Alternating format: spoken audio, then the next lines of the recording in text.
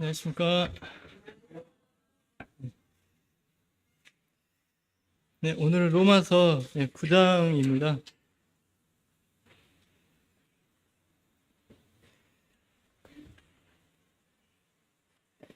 지난 시간에 이제 8장까지 이렇게 마무리를 했고요. 이제 오늘부터는 9장인데요. 로마서 9장부터 이제 11장까지가 이스라엘 향한 하나님의 이렇게 경륜에 대해서 이야기를 하시거든요. 그래서 이제 성경학자들도 9장부터 11장은 삽입장이다. 그러니까 전체적인 맥락에서 좀 안 어울린다. 이렇게 말씀도 하시고 한데요.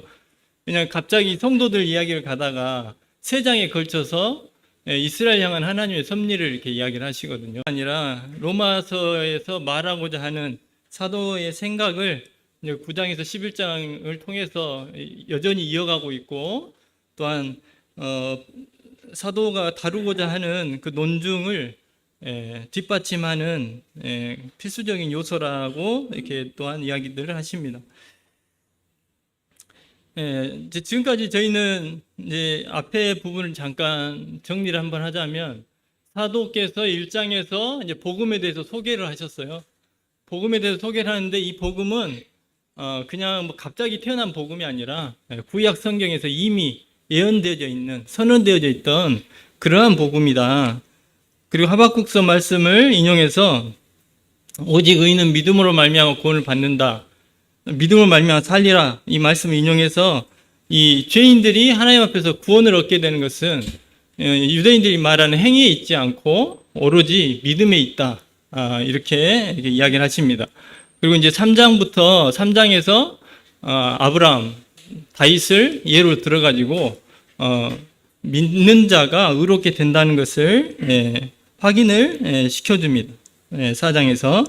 그리고 이제 5장에서는 이제 이렇게 믿음을 통해서 의롭게 된 성도들이 실제적으로 받게 된 그런 복에 대해서 이제 언급을 하셨었고요. 그래서 이제 6장에서 8장까지는 이제 이러한 성도들의 신앙의 삶, 성화에 대해서 다루었습니다. 그래서 6장에서는 성도들과 원죄의 관계에 대해서, 7장에서는 성도들과 율법의 관계에 대해서 말씀하셨고, 8장에서는 생명의 성령의 법과 빚진 자의 삶을 이제 언급을 하셨습니다. 하지만 이렇게 1장부터 이제 8장까지 쭉 사도 바울께서 이렇게 논증을 이렇게 펼쳐 오셨는데, 이러한 논증 앞에서도 유대인들이 동의하지 않고 하나님이 이방인들에게 복을 주신다면, 사도 바울이 말하는 것처럼 믿음을 통해서 이방인들에게 하나님의 복이 임했다면, 이것은 하나님께서 자신들과 한 약속을 깨버리는 게 아니냐, 이렇게 반박을 할 수 있다는 것입니다. 왜냐하면 8장 그 후반부, 즉 지난 시간에 저희들이 했을 때 하나님의 선택하신 백성에 대해서 이야기를 했잖아요. 원래 이스라엘 백성들이 하나님의 선택하신 백성이었는데, 사도 바울은 8장 후반부에서 새로운 선택한 사람들, 하나님의 선택한 무리들을, 성도들을 언급을 했어요. 미래하심, 미래 예정하심, 의롭게 하심, 영화롭게 하심까지 이야기하면서 이 이야기를 들었을 때 유대인들은 반발할 수밖에 없죠. 자기들이 선택받은 백성인데 또 다른 새로운 선택받은 사람들이 있다고 하니 반발할 수밖에 없잖아요. 왜냐하면 자기들이 하나님과 언약을 맺었는데, 그렇다면 사도가 지금 말하고 있는 이 복음은 하나님께서 우리 백성과 맺었던 언약을 깨버리는 거 아니냐, 이렇게 반발을 할 수가 있다는 것입니다. 반론을 제기할 수 있는 것이죠. 그래서 사도는 이제 9장부터 시작해서 하나님의 주권에 대해서 이야기를 하십니다. 그러한 유대인들의 태도를 예상하고 거기에 대한 반론을 제기를 하는 것입니다. 1절부터 3절까지 한번 제가 읽어보겠습니다. 내가 그리스도 안에서 참말을 하고 거짓말을 아니하노라. 나에게 큰 근심이 있는 것과 마음에 그치지 않는 고통이 있는 것을 내 양심이 성령 안에서 나와 더불어 증언하노니, 나의 형제 곧 골육의 친척을 위하여 내 자신이 저주를 받아 그리스도에게서 끊어질지라도 원하는 바로다.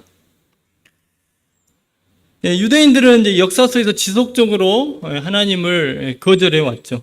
거부해 왔죠. 그래서 하나님께서는 이제 그들을 버리시고 이제 완전히 버리신 건 아니지만 하나님의 그 섭리 가운데서 우선 배제시키시고 이제 그들을 이제 이제 죄에 당했기 때문에 지금 유대인의 상태는 이방인보다 나을 게 없는 그러한 상태에 있음에도 불구하고 그들은 여전히 회개치 않고 바울이 전하고 있는 그 복음을 대적하고 있는 것입니다.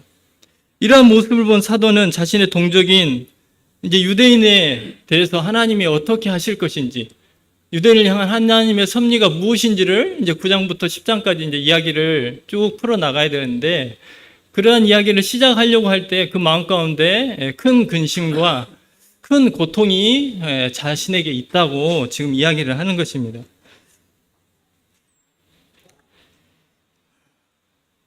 출애굽기 32장 31절로 32절에서 보면 이게 모세가 이제 출애굽을 해가지고 시내산 이렇게 하나님을 불러서 올라갔을 때 빨리 내려오지 않으니까 그들이 금송아지를 만들어 가지고 우리를 애굽에서 이끌어낸 신이다 하고 이렇게 우상 숭배를 했잖아요. 이제 그러한 죄를 지었을 때 하나님께서 그들을 이게 진멸하시겠다고 하십니다. 그랬을 때 모세가 중보의 기도를 합니다. 모세가 여호와께로 다시 나아가 여짜오되 슬프도소이다. 이 백성이 자기들을 위하여 금신을 만들어 싸우니 큰 죄를 범하였나이다. 그러나 이제 그들의 죄를 사하시옵소서. 그렇지 아니하오면 원하건대 주께서 기록하신 책에서 내 이름을 지워버려 주옵소서.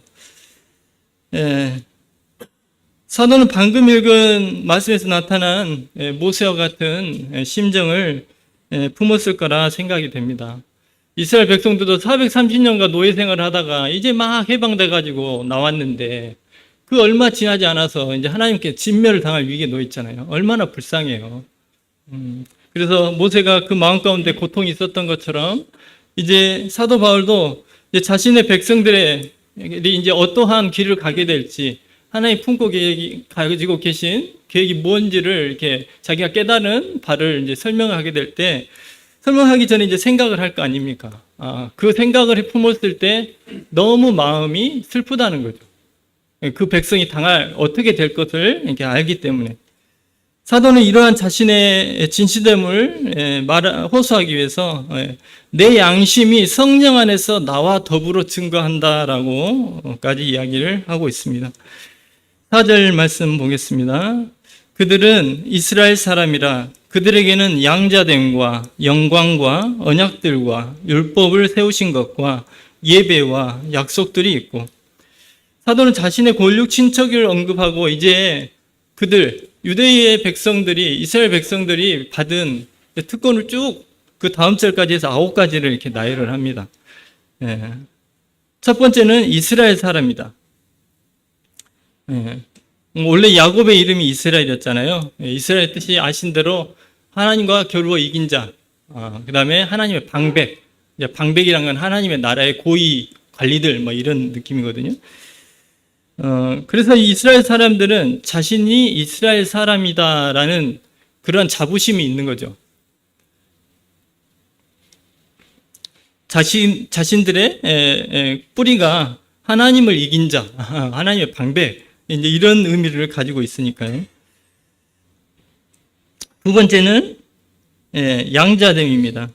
출애굽기 4장 22절에서 모세가 이렇게 이야기를 했습니다. 노예 생활 가운데 있는 백성들에게 여호와의 말씀에 이스라엘은 내 아들, 내 장자라 이렇게 말씀을 하셨습니다. 즉 하나님께서는 이 이스라엘 사람들을, 유대인들을 이 열국 가운데서 장자로 삼으셨다는 것입니다. 장자의 나라로 삼으셨다는 것입니다. 세 번째는 영광입니다. 영광은 쉐키나, 하나님이 자신의 영광을 나타내신 것을 쉐키나라고 합니다. 이스라엘 성막의 언약궤 위에 하나님의 영광이 머물러 있다고 성경에 표현이 되어 있었습니다. 이는 살아계신 하나님의 임재, 하나님의 함께 하심이 그들 백성과 함께 있다는 뚜렷한 증거가 되는 것입니다. 솔로몬이 성전을 다 짓고 하나님 앞에 올려드리고 이제 낙성식을 마친 후에 하나님의 영광이 성전에 가득했다고 되어 있는데 그 부분을 제가 읽어드리면 솔로몬이 기도를 마침에 불이 하늘에서부터 내려와서 그 번제물과 제물을 사르고 여호와의 영광이 그 성전에 가득하니 여호와의 영광이 여호와의 전에 가득함으로 제사장들이 여호와의 전으로 능히 들어가지 못하였고, 하나님의 영광이 임한 것입니다. 셰키나. 이 교도들, 즉 이방 신들을 섬기는 사람들도 성전이 있잖아요. 자신들만의 성전이 있잖아요. 근데 그들은 이런 성전 가운데서 그들 자신이 섬기는 신들의 이런 영광을 본 적이 없어요. 봤다는 이야기도 들어보지 못했을 것입니다. 그런데 이스라엘 백성들은 하나님의 이 놀라운 영광이 임하는 것을 실제적으로 경험했던 백성들입니다. 사도는 이 이야기를 지금 유대인들에게 이야기를 하고 있어요. 너희는 이러한 놀라운 특혜를 받은 백성들이다. 네 번째는 언약들입니다. 아브라함과 맺었던 언약, 백성 언약이죠. 모세와 맺었던 언약, 또한 다윗과 맺었던 언약. 성경에는 여러 가지 언약들이 기록이 되어 있습니다. 하나님께서 친히 이 백성들과 언약을 맺으셨어요. 백성 언약을. 이러한 나라가, 이러한 사람들이 또한 없다는 것입니다. 다섯 번째 특권은 율법입니다. 쭉 나열되어 있기 때문에 이 부분 빨리 지나가도록 하겠습니다. 율법은 하나님의 말씀을 받은 것이죠. 말씀은 하나님 자신에 대해서 표현한 것이고, 또 하나님께서 사람들에게 하고 싶은 말씀을 표현한 것입니다. 그렇기 때문에 그 말씀을 소유했다는 것은 특권이 아닐 수가 없습니다. 여섯 번째는 예배입니다. 하나님께서 그들의 섬김을 예배를 받으셨습니다. 일곱 번째는 약속들입니다. 약속들은 성경학자들이 말하기를 이 언약들이 있고 이 언약들을 이스라엘 역사 가운데서 반복해서 계속해서 되풀이해서 성경 여러 군데에서 다시 말씀하고 계시는데 그것들을 약속들이라 표현했을 거라고 이야기를 하십니다. 여덟 번째는 유대인의 뛰어난 조상들입니다. 하나님께서 아브라함, 이삭, 야곱 등에게 친히 자신을 드러내 주셨습니다. 유대인들이 이들을 존경하고 이들이 자신들의 조상인 것을 당연히 자랑스러워하고 있습니다. 아홉 번째는 육신으로 하면 그리스도가 너희에게서 나셨다. 메시아가 너희의 족보, 육신의 족보를 따라서 오셨다. 이것도 너희가 받은 큰 축복이라고 이야기를 하고 있습니다. 지금 사도께서 이스라엘 백성들의 이제 하나님의 섭리에 대해서 이야기하기 전에 그들이 받고 누렸던 그 영광에 대해서 이렇게 쭉 나열을 하시는 거예요. 그때 사도 바울의 심령은 어땠을까요?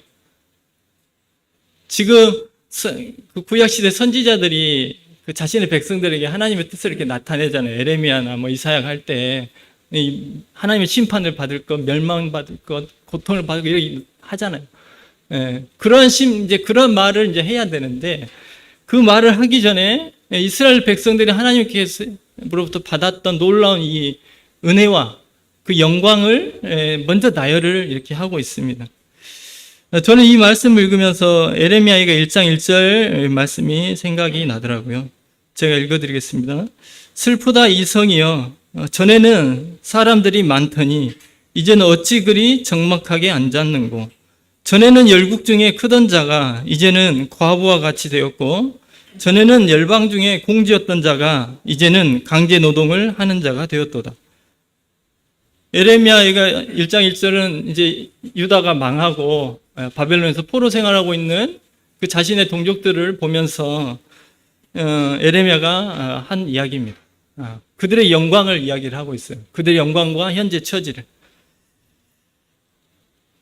사도는 이스라엘이 누렸던 이러한 특권들을 기하게 될 때 현재 이스라엘 백성들, 유대인들의 상태, 영적으로 폐허가 되어 있고 하나님의 이제 구원에서 떠나 있는, 배제되어 있는 그러한 비참한 이스라엘 백성들의 상태를 보면서 이게 대비가 되잖아요.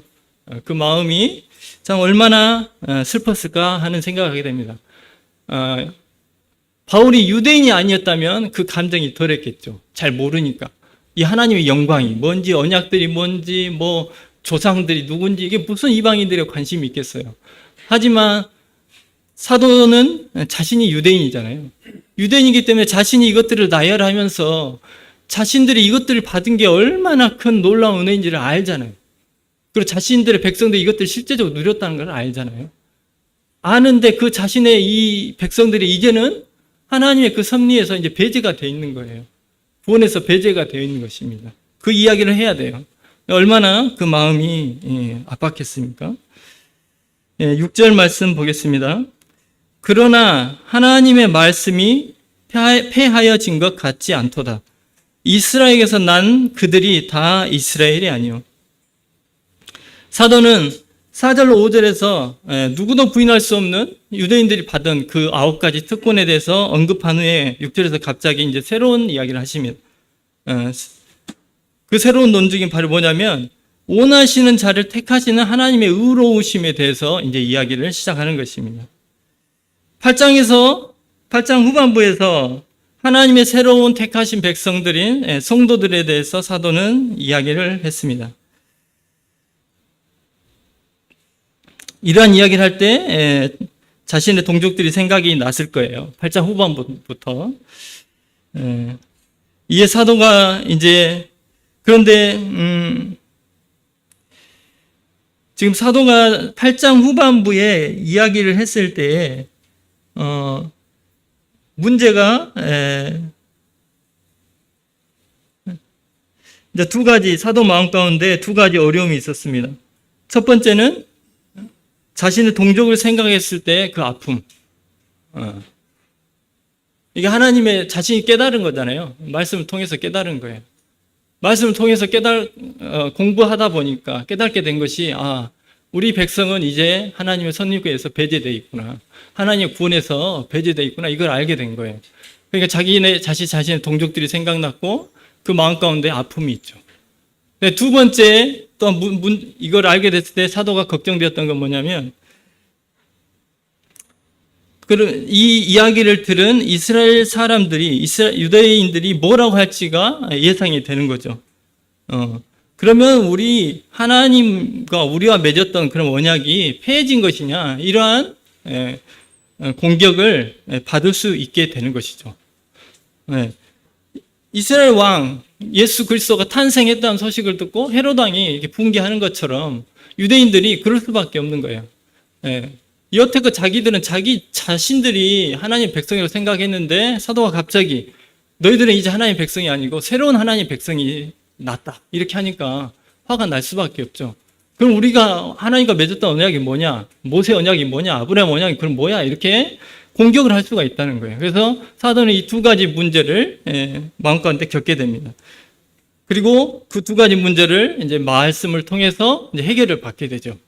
그 해결받은 자기가 깨닫게 된 이거를 지금부터 이제 나열을 하는 것입니다. 이야기를 시작하는 거예요. 그래서 유대인들이 4절로 5절 9가지 특권을 받은 것은 맞지만 하나님의 택하심이 성도들에게 유대인이든 이방인이든 예수 그리스도를 믿는 성도들에게 이 옮겨졌다는 이 사실, 옮겨졌다고 해서 하나님이 유대인과 맺었던 그 언약이 깨어진 게 아니다라고 지금 사도는 이야기를 하는 거예요. 유대인의 입장에서 봤을 땐 깨어진 거잖아요. 분명 우리하고 이렇게 백성 언약을 맺었는데 갑자기 새로운 백성이 생겼다고 하는데 이게 깨어진 게 아니고 뭐야 이렇게 하는데 사도는 자신이 말씀을 통해서 깨달았는데 그게 깨어진 게 아니다라고 지금 단언을 하고 있는 것입니다.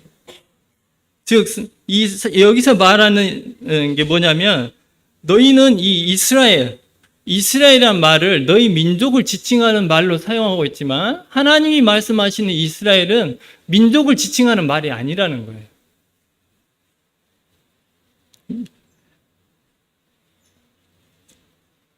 지금은 잘 이해가 안 되실 수 있는데 이제 후반부에 이어서 계속 사도가 이야기를 하십니다. 그래서 뒤따르는 구절에서 이 부분을 이제 입증해 나갑니다. 지루하시죠? 예, 미리 말씀을 드리지만 오늘 감동 이런 거 없습니다. 감동 이런 거 없고요. 하지만 말씀을 잘 들으시면 이게 하나님의 섭리와 하나님의 주권을 조금이나마 이해하는데 도움이 될 수 있을 거라 생각이 됩니다. 7절 말씀 읽어드리겠습니다. 또한 아브라함의 씨가 다 그의 자녀가 아니라 오직 이삭으로부터 난 자라야 네 씨라 불리리라 하셨으니 곧 육신의 자녀가 하나님의 자녀가 아니라 오직 약속의 자녀가 씨로 여기심을 받느니라. 9절 약속의 말씀은 이것이니 명년 이때에 내년 이때에 내가 이르리니 사라에게 아들이 있으리라 하심이라. 네, 갑자기 지금 왜 이렇게 약속이 폐해진 것 같지 않다. 너희들은 약속이 폐해졌다고 생각하지만 내가 봤을 때 이건 하나님 약속이 폐해진 게 아니다. 이렇게 말씀하시고 지금 구약 성경을 인용해서 왜 그게 맞는지를 지금 이야기를 하시는 거예요. 그 이야기를 하시면서 지금 아브라함의 씨가 이삭이다. 지금 이 이야기로 끌고 가는 것입니다. 사도가 전하는 복음과 그 복음을 통해서 이방인이 하나님의 택하심임을 입는다는 축복에 관한 것은 유대인들 입장에서 볼 때는 전혀 맞지 않는 이야기예요. 자신들의 약속을 깨는 이야기니까. 자, 유대인이 이렇게 생각을 하게 되는 이유는 뭐냐면 이 하나님의 백성이 되는 것이 육신의 혈통을 따라서 된다고 생각하기 때문에 이러한 반응이 나오는 것입니다. 왜냐하면 자신들은 하나님은 아브라함과 약속을 하셨고 이삭과 약속을 하셨고 자신들은 이 아브라함과 이삭의 후손이기 때문에 그 약속이 그 언약이 우리에게 있다. 이렇게 생각을 하는 거예요. 그래서 그게 뭐예요? 하나님의 백성이 되는 것은 육신의 혈통을 따른다. 이렇게 생각하고 있기 때문에 그들이 새로운 택함 받은 백성을 말했을 때 성도들을 이야기했을 때 반발이 나오는 거죠. 이들은 그 혈통이 아닌데 하나님의 백성이라고 하니까. 자, 하지만 사도는 이제 창세기 21장 12절을 인용해서 아브라함의 후손이라고 해서 자동적으로 다 하나님의 특별한 은총을 입는 하나님의 백성이 되는 게 아니다라고 지금 이제 설명을 해 갑니다. 창세기 21장 12절을 읽어드리면, 자, 하나님이 아브라함에게 이르시되 네 아이나, 여기서 네 아이는 이스마엘이에요. 내 여종 하갈이에요. 여종으로 말미암아 근심하지 말고 사라가 네게 이른 말을 다 들으라. 이삭에게 난 자라야 네 씨라 부를 것임이라. 자, 육신적으로 볼 때 유대인들은 분명히 이스라엘 사람입니다. 혈통으로 봤어요. 혈통적으로 이스라엘 사람들이 맞아요. 그러나 아브라함은 이삭의 아버지만은 아니거든요. 이스마엘의 아버지도 되죠. 또 아브라함에게 또 처가 한 명 더 있죠. 그두라라는 처가 있잖아요. 그두라를 통해서 난 또 아들들이 있어요. 그럼 그들도 다 아브라함의 아들이에요. 이삭만 있는 게 아니고 이삭도 아브라함의 아들이고 그 다음에 이스마엘도 아들이고 그 다음에 그두라의 아들들도 아브라함의 혈통적인 아들이라는 것이죠. 만약 육신의 후손, 육신의 혈통이 중요하다면 이들도 유대인과 동일한 자격을 얻는 게 맞다는 거예요. 왜냐하면 지금 아브라함이 처음에 언약을 주셨을 때 뭐라고 하셨냐면 이제 창세기 15장 4절 한번 찾아보겠습니다. 창세기 15장 4절.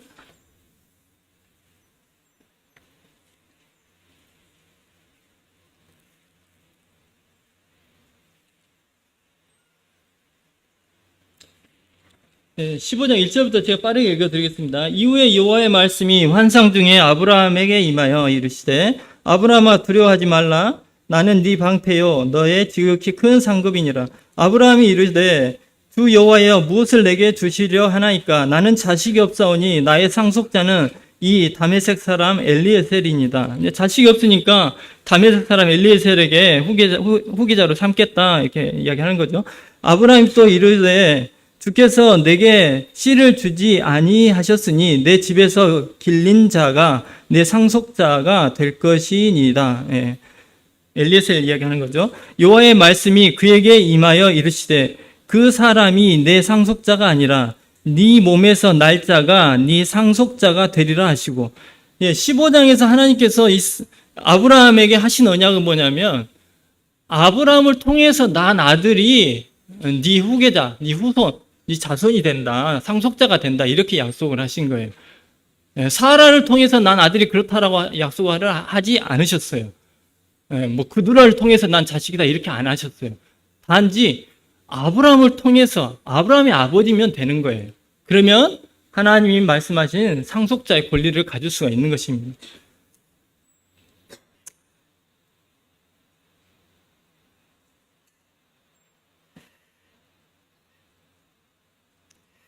그래서 사라는 이제 창세기 16장에서 근데 사라가 아이를 낳지를 못해요. 불임이에요.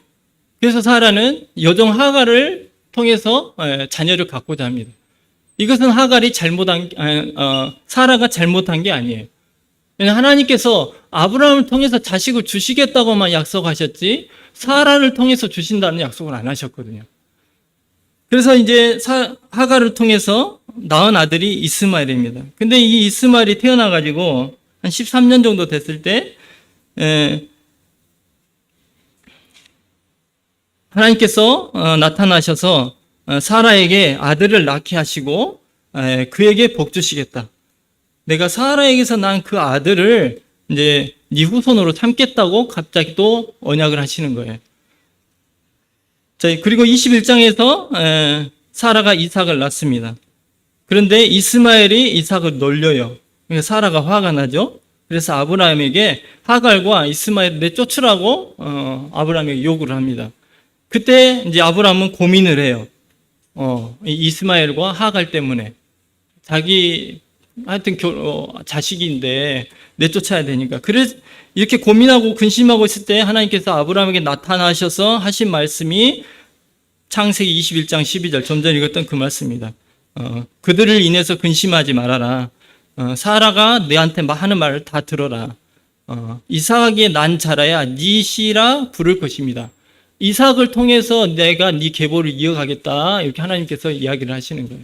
첫 번째 언약은 아브라함을 통해서 아브라함 너를 통해서 이렇게 이야기했는데 여기서는 이제 아브라함 후에 이제 그 많은 아들들 중에서 이삭을 통해서 내가 너의 후손을 이어가겠다. 이렇게 언약을 하시는 것입니다. 그래서 창세기 15장 약속을 통해서 보면 그 전에 아브라함과 하셨던 창세기 15장 약속을 통해서 보면 이스마엘이나 이삭이나 구두라의 아들들이나 모두 다 아브라함의 상속자가 될 자격이 있는 거예요. 하지만 하나님은 이삭에서 난 자라야 네 씨라 부를 것이다 라고 하나님의 선택을 이야기를 하십니다. 이 아들들 중에서 나는 이삭을 선택했어 이렇게 말씀을 하시는 거예요. 자, 이는 하나님께서 이 사도는 이 말씀을 통해서 창세기 15장 말씀과 창세기 21장 말씀을 통해서 사도는 하고자 하는 이야기가 뭐냐면 하나님의 약속은 육신의 혈통에 있지 않다는 거예요. 하나님의 선택에 있다는 것입니다. 육신의 혈통에 있다면 아브라함의 자녀들인 이스마엘이나 이삭이나 그두라의 아들들이나 다 아브라함의 후손들이 돼야 돼요. 그런데 21장에서 하나님께서 하나님의 주권대로 이삭을 선택하신다는 거예요. 이 아들들 중에서 이삭만을 선택하시겠다는 거예요. 그 나머지는 아니라는 거예요.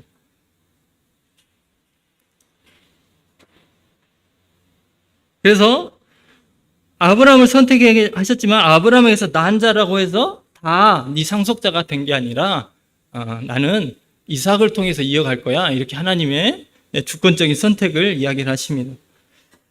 10절 말씀을 읽어보시면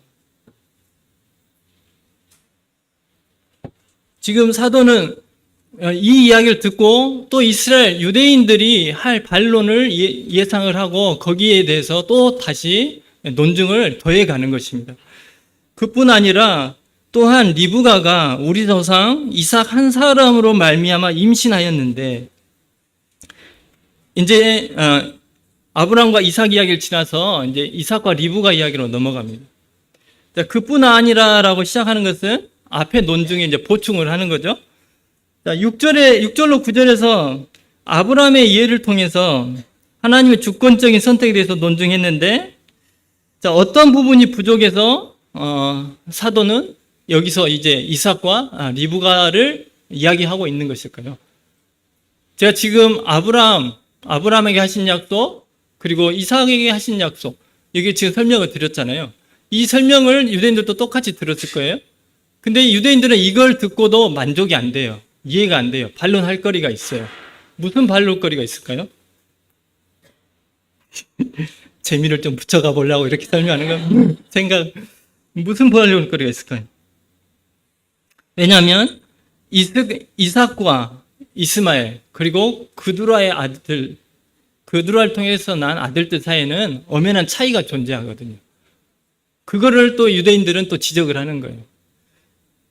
그 차이가 뭐냐면 첫 번째는 엄마가 달라요. 예, 사라가 본처잖아요. 이삭은 본처의 소생이잖아요. 적통이라는 거죠.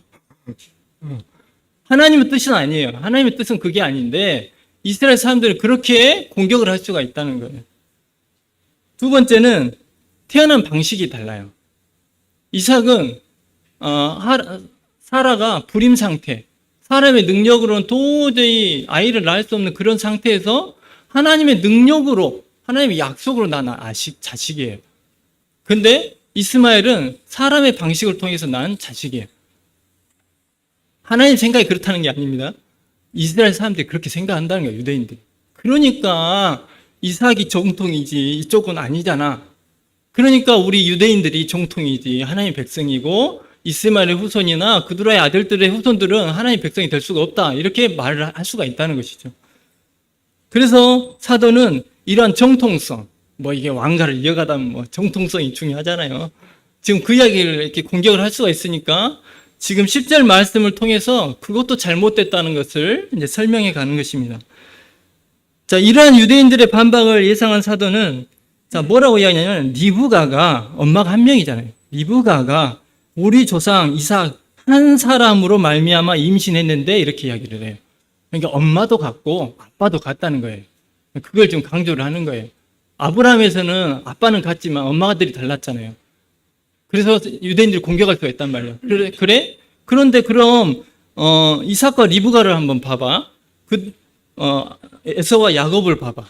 그들의 엄마도 똑같지, 아빠도 똑같지. 이렇게 지금 설명을 하는 거예요. 창세기 25장 21절에서 25장 21절 한번 찾아보겠습니다. 창세기 25장 21절.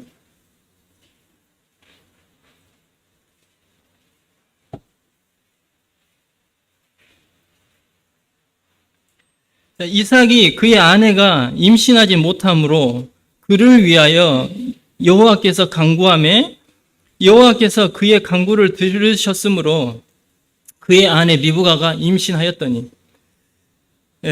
사라가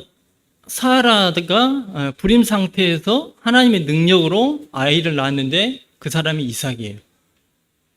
그런데 지금 리브가도 임신을 하지 못해요. 근데 하나님께서 하나님의 능력으로 아이를 갖게 하셨는데 그 쌍둥이들이 에서와 야곱이에요. 지금 이 이야기를 사도가 하는 이야기는 뭡니까? 이제 이삭과 야곱과 이 에서, 이 세 사람 사이에는 차별이 전혀 없다는 거예요. 아브라함과 아브라함 자식 사이에는 엄마가 달랐고 그러잖아요. 하나님의 방법으로 낳은 아들이 이삭인데 나머지는 하나님 방법이 아니었고 이렇게 공격을 할 수가 있었는데 이제 사도는 그러면 이삭하고 야곱, 에서를 봐봐라. 이 세 사람은 다를 게 하나도 없다. 첫 번째, 아버지가 똑같지, 엄마도 똑같지, 또한 사람의 방식으로 태어난 게 아니라 불임 상태였는데 다 하나님의 능력으로 태어난 거야. 무슨 이렇게 당군씨나 이런 것처럼 사람인 게 아니라 하나님의 능력으로 된 거야. 다 똑같잖아요, 세 사람은. 그러면 이 세 사람은 이제 아브라함의 후계자, 하나님의 백성이 될 자격에 미관점이 없는 거예요. 동일한 겁니다. 자, 이 이야기를 듣게 되면 이제 유대인들은 야곱의 후손인 자신들만이 하나님의 백성이라고 말할 수가 없는 거예요. 에서로 말미암은 후손들도 하나님의 백성이 될 자격이 충분한 거예요. 이제 더 이상 공격할 수 없는 상황이 된 거예요. 그러면 이제 이 이야기를 들은 유대인들이 이제 뭘 가지고 야곱의 후손인 자신들만, 우리들만 하나님의 백성이지 에서는 하나님의 백성이 안 되지, 이렇게 또 공격할 수가 있을까요? 지금 사도는 지금 한번 차단을 했잖아요. 엄마 같아, 아빠 같아, 하나님 능력으로 태어났어. 그러면 야곱하고 에서는 똑같지. 그러면 에서의 후손도 다 돼야 될 거 아니야? 이렇게 했는데 이제 이스라엘 백성들은, 유대인들 뭘 가지고 또 그거 아니지 이렇게 반박할 수가 있을까요? 마지막으로 유대인들이 할 수 있는 반박은 이거예요. 맞긴 맞는데 그래도 야곱이 에서보다 더 영적인 사람이야, 이렇게 말할 수가 있잖아요. 야곱은 하나님 말씀대로 섬겼어. 근데 에서는 좀 육신적이야, 이렇게 공격할 수 있단 말이죠. 그래서 하나님께서는 이삭을, 우리 조상 이삭을 통해서 하나님 백성 삼은 거야, 이렇게 말할 수가 있는 것이죠. 그래서 이제 11절로 13절에서 사도가 이제 그 부분에 대해서 이제 또 논박을 합니다. 자, 읽어드리겠습니다. 11절, 13절. 그 자식이 아직 나지도 아니하고 무슨 선이나 악을 행하지 아니한 때에 택하심을 따라 되는 하나님의 뜻이 행위로 말미암지 않고 오직 부르시는 이로 말미암아 서게 하려 하사 리브가에게 이르시되 큰 자가 어린 자를 섬기리라 하셨으니 기록된 바 내가 야곱은 사랑하고 에서는 미워하였다 하신 것 같으니라. 지금 창세기 25장 23절의 말씀 인용한 건데, 에서와 야곱이 복중에 있을 때, 태어나기도 전이에요. 뭐 태어났어야지 이놈이 조금 성질이 안 좋네, 말을 잘 안 들어, 그러니까 하나님께서 그래 너는 안 되겠다, 이해해야지, 이렇게 하실 수 있잖아요. 유대인들은 그걸 바라고 있는데 사도는 창세기 말씀을 인용해서 창세기를 봐봐라. 리브가 뱃속에 있을 때, 태어나지도 않았는데 하나님께서는 이미 내가 야곱을 사랑한다, 에서는 미워한다고 선언을 하셔버렸다. 그러면 이것은 하나님의 선택하심이 행위에 있지 않다는 거예요. 단지 오로지 하나님의 주권에 있다는 거예요. 너희들 생각과 다르다는 거예요. 그래서 이제 혈통으로도 아니고 이제 사람의 행위로도 아니라는 것입니다. 하나님의 백성이 되는 것은 혈통으로 말미암은 것도 아니고 그의 행위에 따른 것도 아니라는 거예요. 그러면 이제 유대인들은 이제 궁금해지겠죠. 그러면 하나님의 택하심의 기준이 혈통도 아니고 행위도 아니라면 도대체 하나님은 누구를, 무슨 기준을 가지고 하나님의 자신의 백성을 삼느냐 이것입니다. 그래서 이제 사도는 이제 혈통, 행위의 문제를 이제 마무리하고 이제 하나님의 택하심의 원리에 대해서 이야기를 이어갑니다. 야곱의 자손으로 인정받을 자격을 이야기를 한다면 앞에서 말씀드린 대로 에서는 무시받을 수 없는 사람입니다. 왜냐하면 에서는 야곱처럼 이삭과 리브가의 아들이었고 그 중에서도 장자였어요. 그래서 육신적으로 볼 때는 에서는 야곱의 후사를 이을 적통이죠. 하지만 그의 위치는 하나님에 의해서 나기 전에 이미 정해져 버렸어요. 결국 하나님의 야곱을 택하신 것은 오직 그 하나님의 그 뜻에 의해서 이루어진다는 것입니다. 이처럼 사도는 구약 성경에 기록된 에서와 야곱 이야기를 통해서 하나님의 주권적인 선택을 명확히 하고 있습니다. 또 이 택하심의 주제를 다루기 위해서 사도는 이제 말라기서 1장 2절로 3절의 말씀을 또 인용을 하셨는데, 제가 읽어드리면 여호와께서 이르시되 내가 너희를 사랑하였노라 하나 너희는 이르기를 주께서 어떻게 우리를 사랑하셨나이까 하는도다. 나 여호와가 말하노라. 에서는 야곱의 형이 아니냐, 장자라는 거죠. 그러나 나는 그 장자를 택하지 않고 내가 야곱을 사랑하였고 에서는 미워하였으며 그의 산들을 황폐하게 하였고 그의 산업을 광야의 이리에게 넘겼느니라.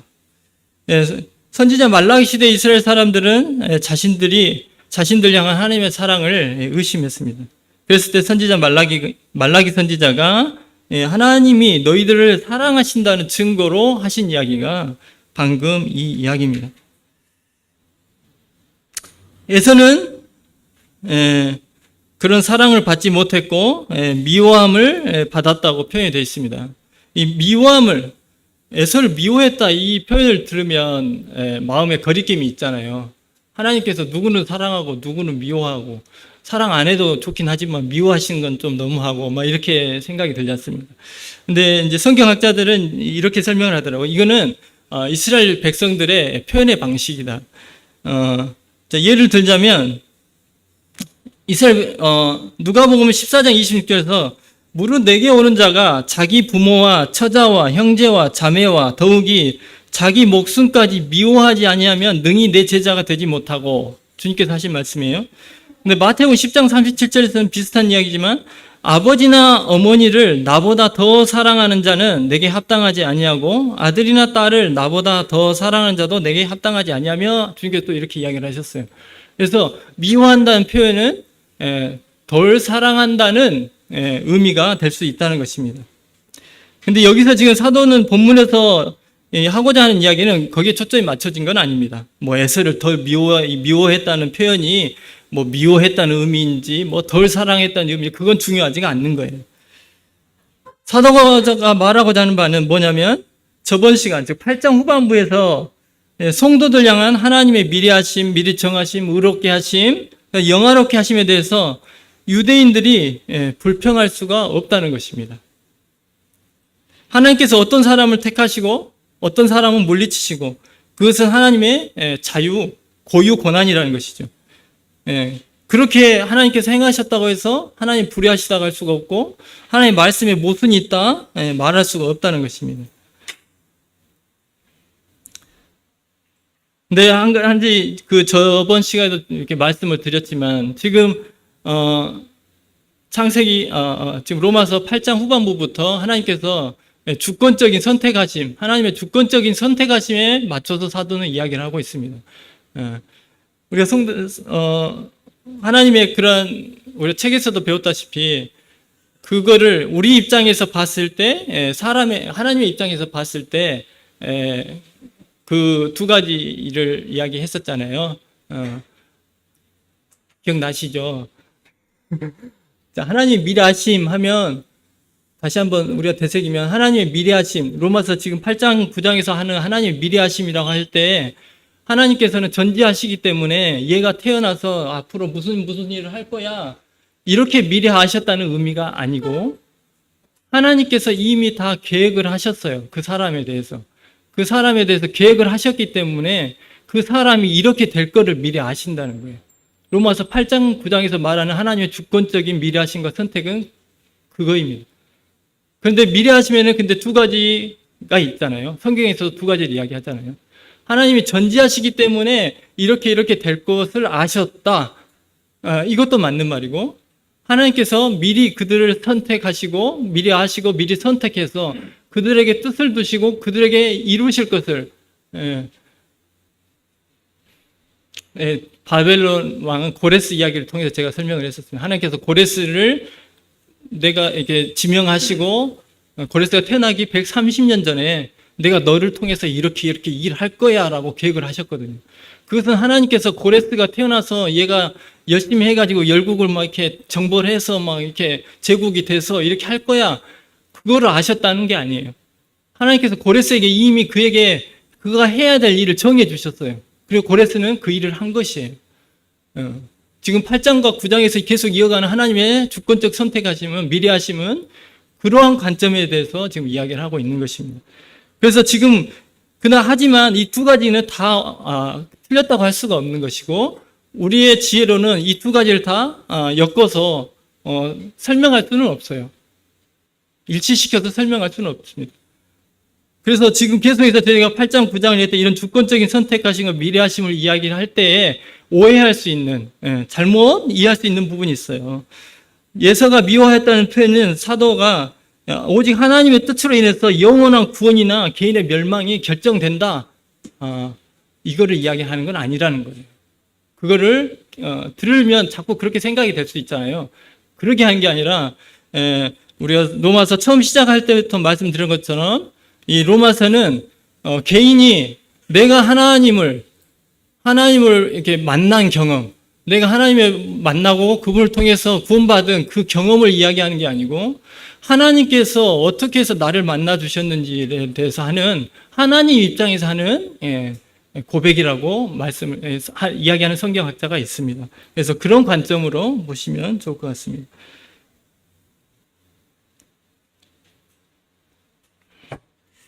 네, 이제 14절. 네. 그런즉 우리가 무슨 말을 하리요? 하나님께 불의가 있느냐? 그럴 수 없느니라. 자, 원하시는 대로 선택권을 행사하시는 하나님이 그런 불의하냐? 이렇게 지금 질문하는 거예요. 지금 유대인들을 향해서 이야기를 합니다. 자, 하나님이 의로우신 분이라는 것, 그다음 하나님이 절대적인 권한을 갖고 계신 분이라는 것, 이러한 이야기에 대해서 지금 유대인들도 당연히 인정을 하죠. 그들도 하나님을 섬기는 사람들이기 때문에 당연히 인정을 합니다. 그래서 하나님 불의하시다고 말할 수가 없죠, 유대인들이. 하나님이 전능하지 않다, 주권을 하나님이 절대적인 권한을 가지고 계신 분이 아니다 라고 말할 수도 없어요. 사도가 이제 너희 유대인들은 하나님의 구원에서 지금 벗어나 있다 이렇게 말했을 때 그럼 하나님 불의하시네 이렇게 말할 수가 없어요. 그럼 하나님 그런 권리가 있나 이렇게 말할 수도 없어요.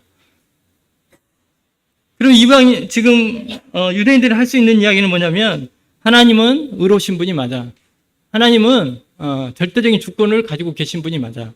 한데 사도 바울 네 말이 틀렸어. 근데 이렇게 할 수밖에 없죠.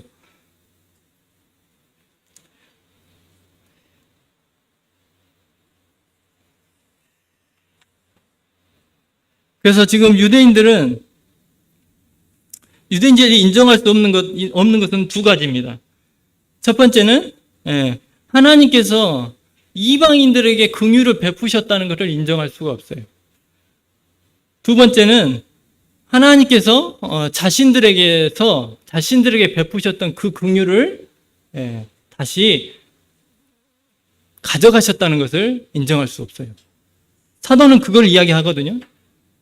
사도는 하나님의 은혜가 하나님의 긍휼이 이제 이방인들에게 임했다라고 이야기하고 이제 너희들은 그 은혜, 그 긍휼 가운데서 배제됐다. 이렇게 사도는 지금 이야기를 해요. 그게 복음이에요. 근데 유대인들은 그것을 인정할 수 없죠. 그래서 유대인들이 인정할 수 없는 이 두 가지예요. 이방인에게 긍휼이 임했다는 것, 자기들에게 임했던 긍휼이 이제 거두어 들여졌다는 것. 이걸 인정할 수가 없습니다. 그래서 유대인들은 하나님이 불의한 것이 아니라 사도 바울의 주장이 잘못됐다고 공격할 수 있는 것입니다. 그래서 이에 대한 사도가 취할 수 있는 방법은 뭐겠습니까? 유대인이 지금 인정하지 못하고 있는 이 두 가지 사실에 대해서 구약 성경을 인용해서 이 말이 맞다고 것을 증명해내면 더 이상 유대인들은 이제 할 말이 없는 거예요. 즉 성경을 통해서 긍휼을 베푸는 것도 하나님의 주권 아래 있고 그 다음에 베풀었던 긍휼을 거두어 가시는 것도 하나님의 주권에 있다. 이거를 말씀을 통해서 확증하면 되는 것입니다. 그래서 지금 이제 15절로 18절에서는 사도는 이 부분을 구약 성경을 인용해서 이제 확증해 갑니다. 너희는 생각하기를 너희 백성하고 언약을 맺었기 때문에 하나님의 긍휼은 너희 백성에게만 있어야 된다고 생각하는데 구약 성경을 보면 그렇지 않다는 거예요. 또 사도가 하나님께서는 지금 이제 유대인들에게 베풀었던 그 긍휼을 이제 거두어 가셨다고 사도가 이야기할 때에 하나님은 그런 분이 아니야 라고 주장하는데 구약 성경을 보면 그렇지 않다. 여기를 봐봐라. 이렇게 사도가 이제 설명을 이어가는 것입니다. 15절 모세에게 이르시되 내가 긍휼히 여길 자를 긍휼히 여기고 불쌍히 여길 자를 불쌍히 여기리라 하셨느니라. 즉 이 말씀은 출애굽기 33장 19절 말씀을 인용하신 것인데 이제 금송아지 우상을 만들어 놓고 거기에서 절하고 이렇게 숭배하는 죄를 범했을 때에 하나님께서 이제 멸절하려고 해요. 그래서 모세가 중보의 기도를 해요. 그랬을 때 하나님께서 하신 말씀이 이 말씀입니다. 내가 긍휼히 여길 자를 긍휼히 여기고 불쌍히 여길 자를 불쌍히 여기겠다. 자, 하나님의 법대로 하면 이들은 그 법에 따라서 멸절을 당해야 돼요. 하나님께 그렇게 하시려고 했어요. 근데 모세가 중보의 기도를 했을 때 하나님께서 그들을 용서하시겠다고 하는 거예요. 그러시면서 하신 말씀, 내가 긍휼히 여길 자를 긍휼히 여기고 불쌍히 여길 자를 불쌍히 여기겠다. 즉 하나님은 그런 주권이 있는 분이라는 거예요. 당연히 벌을 받아야 되는데 긍휼을 베푸실 수 있는 분이라는 거예요.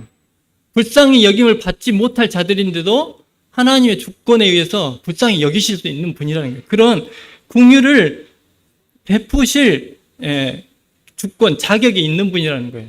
너희들은 지금 이방인에게는 어떻게 이방인에게 하나님의 긍휼이 임합니까? 이들은 하나님도 모르고 말씀도 없고 지금까지 뭐 하나님 섬긴 적도 없고 찾은 적도 없는데 그 하나님의 이 이방인들에게 하나님의 긍휼이 임했다는 이 사도 바울의 말이 되냐라고 반박을 했는데 사도는 지금 봐봐라. 하나님께서 이렇게 이야기하셨다. 내가 누구에게 긍휼을 베푸냐? 이거는 사람의 선택에 있지 않다는 거예요. 그 누구도 그걸 제재할 수 없다는 것입니다.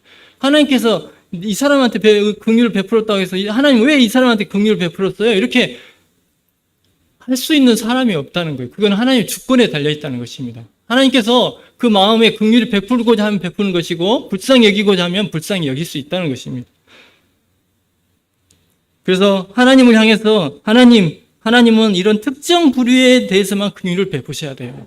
그래도 좀 말씀을 지키려고 하고 그래도 좀 겸손하고 그래도 좀 하나님을 좀 섬긴 적이 있고 이런 사람들한테만 하나님의 긍휼이 임해야 돼요 라고 유대인들이 말할 수가 없다는 거예요. 그건 하나님의 주권이라는 것입니다. 자, 16절 그런즉 원하는 자로 말미암음도 아니요 다른 박질하는 자로 말미암음도 아니요 오직 긍휼히 여기시는 하나님으로 말미암음이니라. 사도는 하나님의 긍휼과 불쌍히 여기심이 인간의 원함에 좌우되지 않음을 분명히 이야기하신 후에 사람이 하나님의 긍휼을 간절히 구한다고 해서 그것이 하나님의 긍휼을 이끌어낼 수 있는 힘이 되는 것은 아니라는 거예요. 오해하시면 안 됩니다. 하나님 분명히 구하라고 했었어요. 구하라고 하셨잖아요. 구하면 다 받아겠다고 하셨어요. 그런다고 해서 내가 구했으니까 하나님의 긍휼은 나에게 무조건 임해야 되라고 말할 수는 없다는 거예요. 그거를 저희가 오해하면 안 된다는 것입니다. 사람들이 하나님 앞에 간절히 구해요. 자신의 구원을 위해서 간절히 구해요. 최선을 다해서 금식해 가면서. 그런다 할지라도 하나님께서는 그에게 긍휼을 베풀지 않으실 수 있는 그런 주권이 계신 분이라는 거예요. 안 베푸겠다는 게 아니에요. 사람들이 내가 이렇게 했으니까 하나님 저에게 긍휼을 베푸셔야지요 라고 강요할 수가 없다는 것입니다.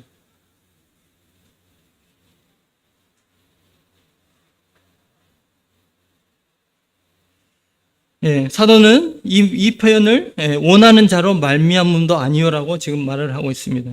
또한 사도는 다른 박질하는 자로 말미암음도 아니야라고 또 이야기하고 있는데 이는 선을 행하기 위해서 무슨 율법을 행한다든지 뭐 최선을 다해서 하나님을 섬긴다든지 이렇게 해서 하나님을 강요할 수 없다는 거예요.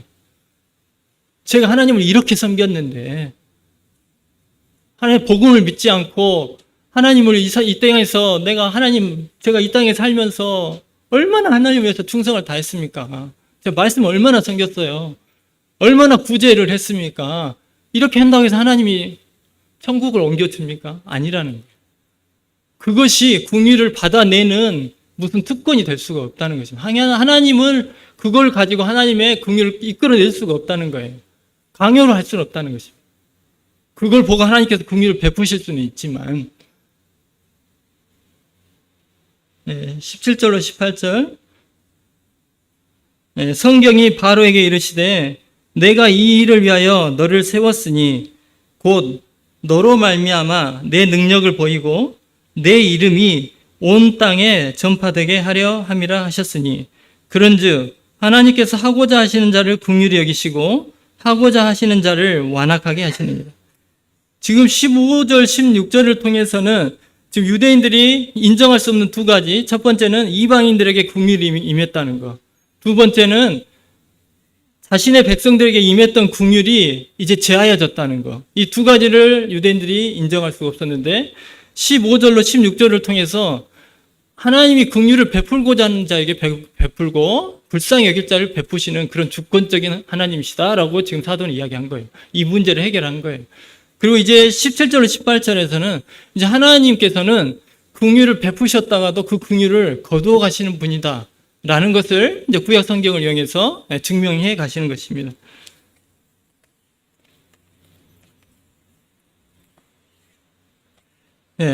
바로가 하나님의 경고에도 불구하고 지금 출애굽할 때 그 이야기잖아요.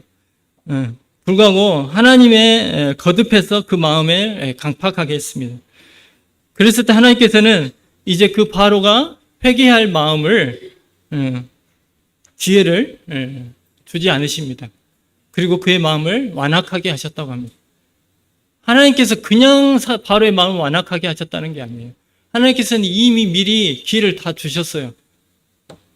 회개할 기회를 주셨어요. 내가 이런 재앙을 내리겠다 몇 번 이야기하셨어요. 근데 그럴 때마다 바로는 그 마음을 강팍하게 했습니다.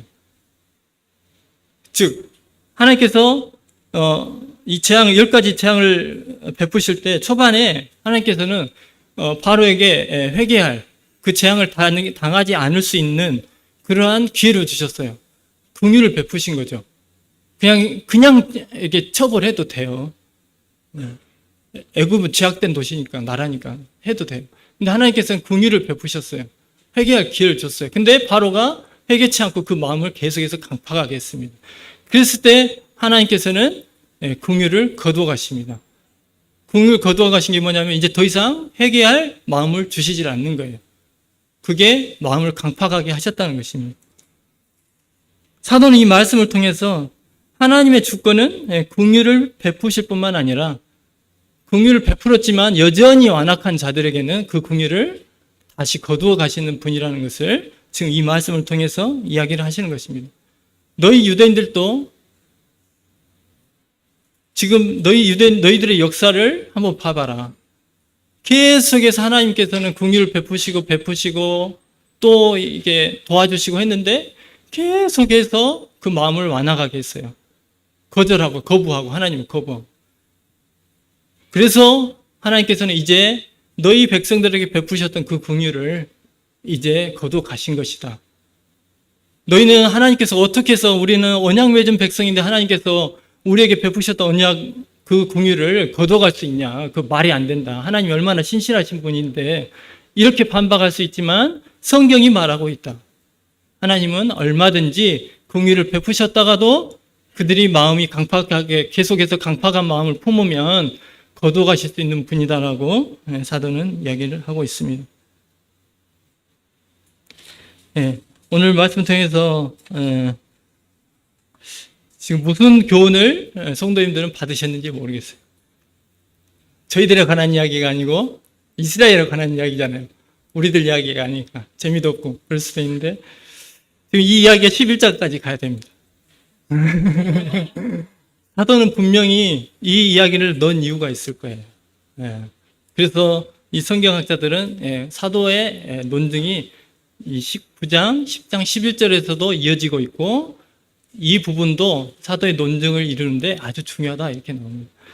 10장, 12장부터는 이제 성도들의 실제적인 삶을 이야기를 하거든요. 성도들의 성화를 이야기했고 성도들의 선택하심에 대해서 이야기하고 갑자기 이제 이스라엘 이야기합니다. 그리고 이제 성도들의 실제적인 삶을 이야기를 합니다. 저희들이 이스라엘을 반면 교사를 삼아야 되겠죠. 이 오늘의 말씀을 들으면서 이스라엘에 하나님이 뭐 이렇게 일을 하셨구나, 이렇게 했구나, 뭐 이렇게 했구나, 우리도 이스라엘처럼 안 살아야 되겠지. 뭐 이런 여러 가지 생각을 이제 품으실 수 있을 거라고 생각이 됩니다. 제가 특별히 무슨 교훈을 이제 말씀드릴 수는 없고 계속해서 9장부터 11장까지 공부해 가시다 보면 이 말씀을 통해서 사도 바울이 저희들에게 성도들에게